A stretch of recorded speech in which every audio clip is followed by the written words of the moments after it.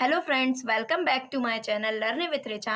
आज हम बहुपद के कुछ महत्वपूर्ण प्रश्नों को करेंगे। आइए देखते हैं। देखिए, हम जानते हैं द्विघात बहुपद का मानक रूप क्या होता है।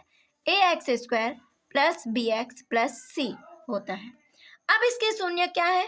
शून्य का ने मान शून्य क्या दिए हुए? अल्फा व बीटा। तब शून्यकों का योगफल क्या होगा? शून्य क्या है? Alpha plus beta. तो योगफल अल्फा प्लस बीटा बराबर क्या हो जाएगा? माइनस बी अपॉन ए। ठीक है। और गुणनफल शून्यकों का, तो गुणनफल अल्फा इंटू बीटा बराबर सी अपॉन ए। ये याद रखिएगा। ठीक है। अब तो शून्यकों का योगफल क्या होता है? अल्फा प्लस बीटा बराबर माइनस बी अपॉन ए, और शून्यकों का गुणनफल अल्फा इंटू बीटा बराबर सी अपॉन ए।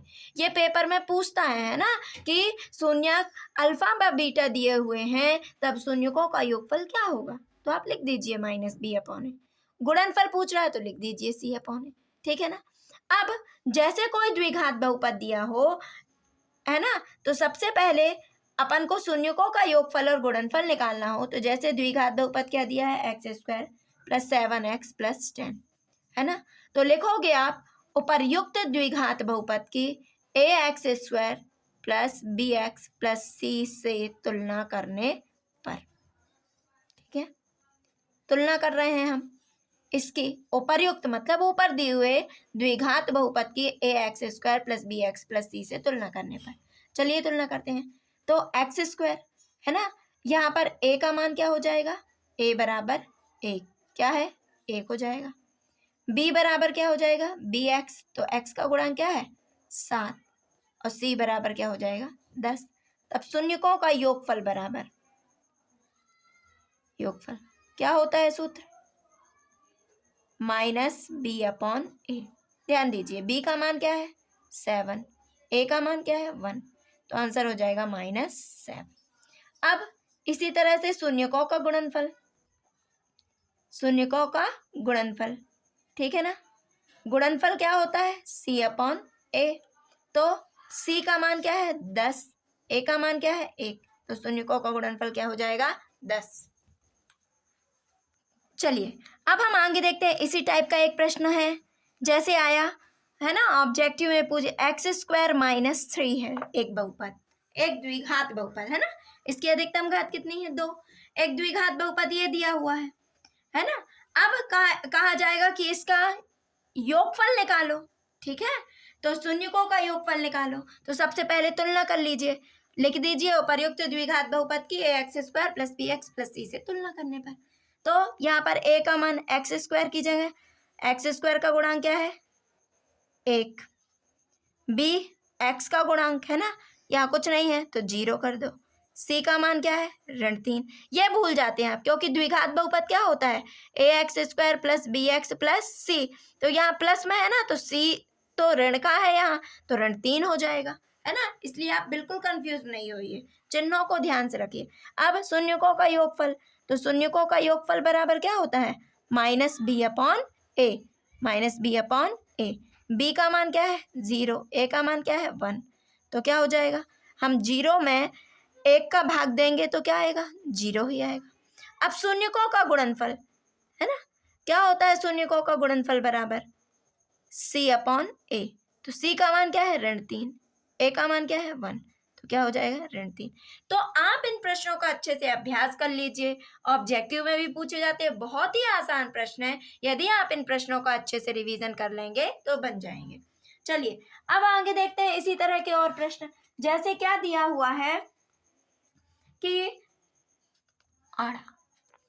जैसे एक द्विघात बहुपद दिया हुआ टी स्क्वायर माइनस 15।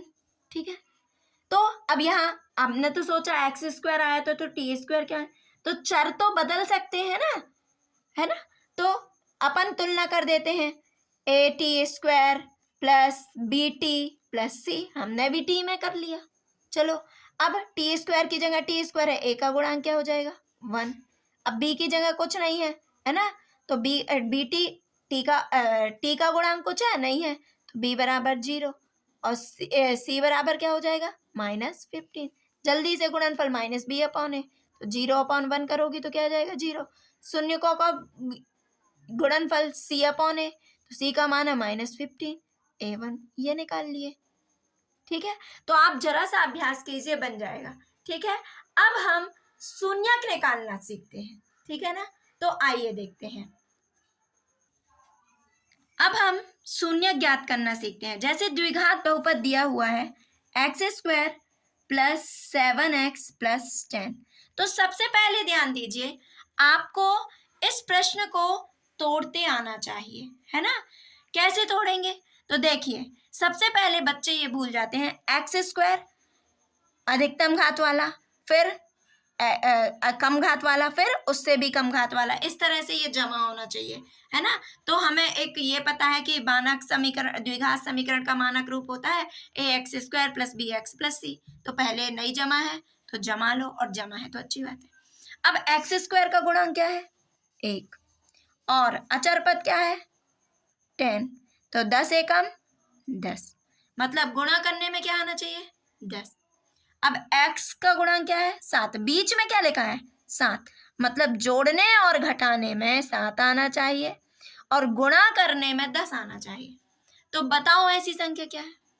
तो आप ऐसा नहीं है कि अपन याद रख सकते हैं, 1 बाय 1 देख लीजिए, 2 पंचे 10, है ना, 10 आ रहा है गुणा करने पे। क्या 2 और 5 7 होते हैं, जोड़ के देखो, होते हैं ना। तो चलो मिल गई अपन को संख्याएं 2 और 5। ठीक है, तो आप जहां 7 लिखा है वहां कुछ मत करिए, जहां 7 लिखा है उसको 2 धन 5 लिख सकते हैं, ये लिख दीजिए, और कोष्टक लगा के x लिख दो धन 10। ठीक, अब इसका गुणा कर दो, x² plus 2x plus 5x plus 10। ठीक है, अब ये हमने बना लिए जोड़े। ठीक है, अब इन दोनों में कॉमन क्या है, कॉमन मतलब उभयनिष्ठ। अब यहाँ पर x कॉमन है तो x ले लिए। अब यहाँ क्या बचा x धन 2। अब यहाँ पर इन दोनों में 5 5 दूनी 10, 5 कॉमन है, x धन 2। अब देखो दोनों जगह क्या कॉमन है x धन 2। जब x धन 2 कॉमन ले लिए तो बचा क्या x प्लस 5। अब या तो x धन 2 बराबर 0, यहाँ बराबर 0 नहीं लगाना है आपको। अब आगे जब शून्यक निकाल रहे हैं आप यहाँ से 0 लगा लीजिए।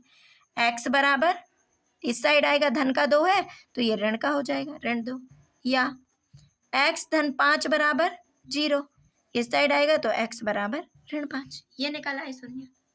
अब इसी में क्या पूछ लेता है शून्यक मान, है ना, इसके मान निकाला है ऋण 2 और ऋण 5। अब इसी में क्या पूछ लेता है शून्यकों तथा गुणांकों के बीच संबंध की सत्यता की जांच कीजिए। ये भी बहुत सरल है, आप इतना तो सीख लीजिए। यदि और आगे सीखना चाहते हैं तो इसके लिए कुछ नहीं है, सबसे पहले संबंध की जांच करना है तो शून्यकों का योग, है ना। तो सबसे पहले ये जो द्विघात बहुपद है इसकी जांच कर रहे हैं अपन, है ना। तो सबसे पहले इस द्विघात बहुपद की अभी अपन ने किया ना ax² plus bx plus cx plus bx plus c से तुलना कर दीजिए। ठीक है, तो क्या हो जाएगा a का मान आ गया, यहाँ पर क्या आ जाएगा 1, x का गुणांक क्या है b बराबर 7 और c बराबर 10। ये हो गया, हमने निकाल ली गुणांकों की तुलना करके, है ना। a बराबर 1, b बराबर 7, c बराबर 10। अब शून्यकों का योगफल बराबर, योगफल क्या होता है -b/a। शून्य क्या है ऋण 2, धन जोड़ना है ना, योग धन ऋण 5, ये कोष्टक में लिख दो। अब माइनस ये लगा दो, b का मान क्या है 7, a का मान 1, ऋण 2 धन धन ऋण ऋण 5 ऋण 7, तो ऋण 7 बराबर ऋण 7, ये आ गया। अब यहीं पे देखो शून्यकों का गुणनफल क्या होता है c/a। गुणनफल शून्य क्या है ऋण 2 गुणित ऋण 5, c का मान क्या है 10, a का मान 1, 5 दूनी 10, ऋण ऋण धन 10 बराबर, ये आ गया ना। तो ये क्या आ गए बराबर आ गए, तो ये जांच भी हो गई। ठीक है, इस तरह से आप इन प्रश्नों को कर सकते हैं। अब हम कुछ प्रश्नों को आगे करेंगे। Thank you for watching.